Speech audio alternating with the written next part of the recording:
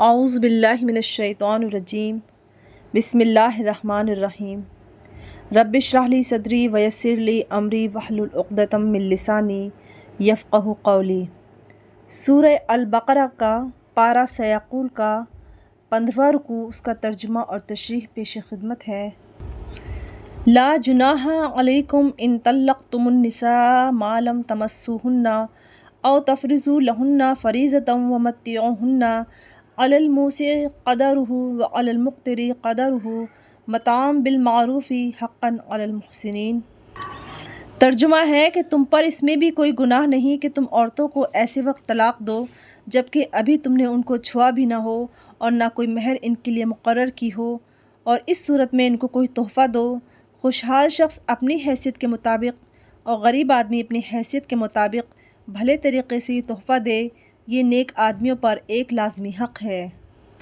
اس سورہ کی آیت نمبر 229 سے طلاق کا مضمون چلا آ رہا ہے۔ اس آیت میں یہ سمجھانے کی کوشش کی گئی ہے کہ یہ وہ صورت ہے جس میں جب مرد اور عورت نے نکاح کے وقت کوئی مہر مقرر نہ کی ہو اور پھر دونوں کے درمیان خلوت ہونے سے قبل ہی طلاق ہو جائے تو اس صورت میں شوہر پر مہر واجب نہیں ہوتا ہے، لیکن کم از کم ایک جوڑا دینا واجب ہے اور کچھ مزید تحفے تحائف دے دے تو زیادہ بہتر ہے۔ اس تحفے کو اصطلاح میں متاع کہا جاتا ہے، اور اگر نکاح کے وقت مہر کی مقدار طے کر لی گئی تھی پھر خلوت سے پہلے ہی طلاق ہو گئی تو اس صورت میں آدھا مہر واجب ہوگا۔ وَإِن طَلَّقْتُمُوهُنَّ مِن قَبْلِ أَن تَمَسُّوهُنَّ وَقَدْ فَرَضْتُمْ لَهُنَّ فَرِيضَةً فَنِصْفُ مَا فَرَضْتُمْ إِلَّا أَن يَعْفُونَ أَوْ يَعْفُوَ الَّذِي بِيَدِهِ عُقْدَةُ النِّكَاحِ وَأَن تَعْفُوا أَقْرَبُ لِلتَّقْوَىٰ وَلَا تَنسَوُا الْفَضْلَ بَيْنَكُمْ إِنَّ اللَّهَ بِمَا تَعْمَلُونَ بَصِيرٌ۔ ترجمہ ہے کہ اور اگر تم نے انہیں چھونے سے پہلے ہی اس حالت میں طلاق دی ہو جبکہ ان کے لیے نکاح کے وقت کوئی مہر مقرر کر لیا تھا تو جتنا مہر تم نے مقرر کیا تھا اس کا آدھا دینا واجب ہے، الا یہ کہ وہ عورتیں رعایت کر دیں اور آدھے مہر کا بھی مطالبہ نہ کریں، یا وہ شوہر جس کے ہاتھ میں نکاح کی گرہ ہے رعایت کرے اور تمہیں پورا مہر دے دے، اور اگر تم رعایت کرو تو یہ تقوی کے زیادہ قریب ہے، اور آپس میں فراخ دلی کا برتاؤ کرنا مت بھولو، جو عمل بھی تم کرتے ہو اللہ یقیناً اسے دیکھ رہا ہے۔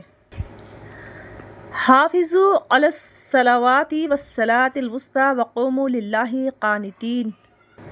ترجمہ ہے کہ تمام نمازوں کا پورا خیال رکھو اور بیچ کی نماز کا، اور اللہ کے سامنے باادب فرما بردار بن کر کھڑے ہوا کرو۔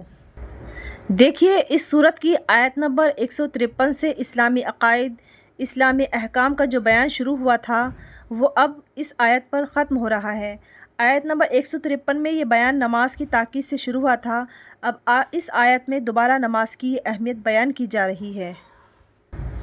فَإِنْ خِفْتُمْ فَرِجَالًا أَوْ رُكْبَانًا فَإِذَا أَمِنْتُمْ فَاذْكُرُوا اللَّهَ كَمَا عَلَّمَكُم مَّا لَمْ تَكُونُوا تَعْلَمُونَ۔ ترجمہ ہے کہ اور اگر تمہیں خوف لاحق ہو تو کھڑے کھڑے یہ سوار ہونے کی حالت ہی میں نماز پڑھ لو، پھر جب تم امن کی حالت میں آ جاؤ تو اللہ کا ذکر اس طریقے سے کرو جو اس نے تمہیں سکھایا ہے جس سے تم پہلے ناواقف تھے۔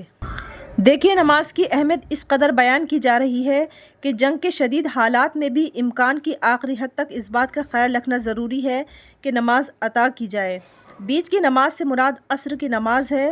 اس کا خاص طور پر اس لیے ذکر کیا گیا ہے کہ عام طور سے اس وقت لوگ اپنا کاروبار سمیٹنے میں مشغول ہوتے ہیں اور اس مشغولیت میں بے پرواہی ہونے کا امکان زیادہ ہوتا ہے۔ جنگ کی حالت میں جب باقاعدہ نماز پڑھنے کا موقع نہ ہو تو اس بات کی اجازت ہے کہ انسان کھڑے کھڑے اشارے سے نماز پڑھ لے، البتہ چلتے ہوئے پڑھنا جائز نہیں۔ اگر کھڑے ہونے کا بھی موقع نہ ہو تو نماز کرنا پھر جائز بھی ہے۔ وَالَّذِينَ يُتَوَفَّوْنَ مِنْكُمْ وَيَذَرُونَ أَزْوَاجًا وَصِيَّةً لِأَزْوَاجِهِمْ مَتَاعًا إِلَى الْحَوْلِ غَيْرَ إِخْرَاجٍ فَإِنْ خَرَجْنَ فَلَا جُنَاحَ عَلَيْكُمْ فِيمَا فَعَلْنَ فِي أَنفُسِهِنَّ مِن مَّعْرُوفٍ وَاللَّهُ عَزِيزٌ حَكِيمٌ۔ ترجمہ ہے کہ اور تم میں سے جو لوگ وفات پا جائیں اور اپنے پیچھے بیویاں چھوڑ جائیں تو وہ اپنی بیویوں کے حق میں یہ وصیت کر جایا کریں کہ 1 سال تک ترکے سے فائدہ اٹھائیں گی اور ان کو شوہر کے گھر سے نکالا نہیں جائے گا۔ ہاں اگر وہ خود نکل جائیں تو اپنے حق میں قاعدے کے مطابق وہ جو کچھ بھی کریں اس میں تم پر کوئی گناہ نہیں ہوگا، اور اللہ صاحب اقتدار بھی ہے، صاحب حکمت بھی۔ دراصل یہ آیت اس وقت نازل ہوئی تھی جب تک میراث کا پورے طریقے سے اللہ کا حکم نازل نہیں ہوا تھا، تو لہٰذا جو اس زمانے میں رواج تھا، جو عربوں میں رواج تھا، اس حساب سے ایک مطلقہ کے لیے اور ایک بیوہ کے لیے بیان کیا گیا تھا۔ یہ محض بیوہ کے لیے بیان تھا، لیکن جب سورہ نساء میں میراث کے احکام آ گئے اور بیوہ بیوی کا حصہ ترکے میں مقرر کر دیا گیا، تو پھر سال بھر کے نفقے اور رہائش کا یہ حق ختم ہو گیا۔ وَلِلْمُطَلَّقَاتِ مَتَاعٌ بِالْمَعْرُوفِ حَقًّا عَلَى الْمُتَّقِينَ۔ ترجمہ ہے کہ اور مطلقہ عورتوں کو قاعدے کے مطابق فائدہ پہنچانا متقیوں پر ان کا حق ہے۔ اس آیت میں یہ بیان بتایا جا رہا ہے کہ مطلقہ عورتوں کو فائدہ پہنچانے کا لفظ بڑا عام ہے، اس میں عدت کے دوران کا نفقہ بھی داخل ہے، اور اگر ابھی مہر نہ دیا گیا ہو تو وہ بھی داخل ہے۔ نیز اوپر آیت نمبر 236 میں جس تحفے کا ذکر ہے وہ بھی اس میں شامل ہے۔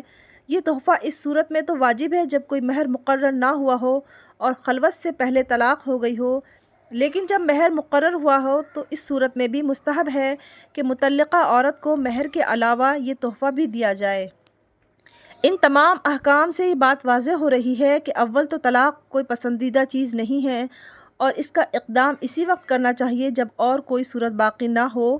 دوسرے، جب یہ قدم اٹھا بھی لیا جائے تو نکاح کے تعلق کا اس انداز سے خاتمہ ہونا چاہیے کہ شرافت، فراخ دلی اور احترام سے خوشگوار ماحول میں ہونا چاہیے، دشمنی کے ماحول میں ہرگز نہیں۔